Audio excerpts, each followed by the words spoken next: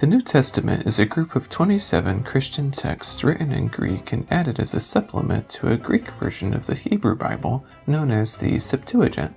People who believe that Jesus was the Messiah looked to the Jewish scriptures to find support for their beliefs. They saw themselves as keepers of the New Covenant, and they eventually called this collection of sacred writings the New Testament. The Hebrew Bible came to be known as the Old Testament. The New Testament was written in the same kind of Koine or Common Greek as the Septuagint. Koine was the most commonly spoken language of the region at the time due to the conquests of Alexander the Great from 356 to 323 BC. Even though it wasn't as fancy as Classical Greek, almost everybody used Koine, even more so than Hebrew or Latin.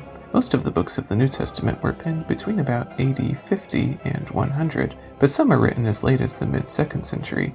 The oldest surviving Christian writings are the letters of Paul from around AD 50 through 62. Most of the other books, including the Gospels and Acts, were probably written from AD 66 through 100. A few letters credited to some of Jesus' most well-known disciples, and known as the Catholic or General Epistles, showed up a few decades into the 1st century. The New Testament has many different genres of literature, although it has fewer genres than the Hebrew Bible. The books and letters aren't arranged in either chronological order or order of composition, but rather by genre. The first 4 books are called Gospels, from the Greek word euangelion, or good news. They were intended to declare the good news about Jesus, and they tell the story of Jesus' life, death, and resurrection.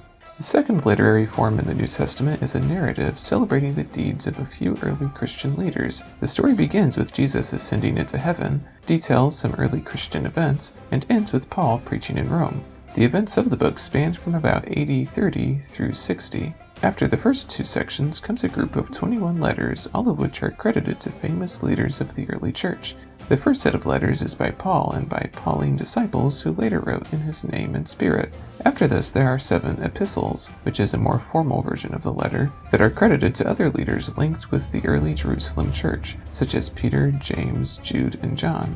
And lastly, we have an apocalypse. Like other apocalyptic literature, Revelation features visions highlighting the cosmic struggle between God and the forces of evil, with evil ultimately defeated and the triumph of God's kingdom leading to a new heaven and a new earth.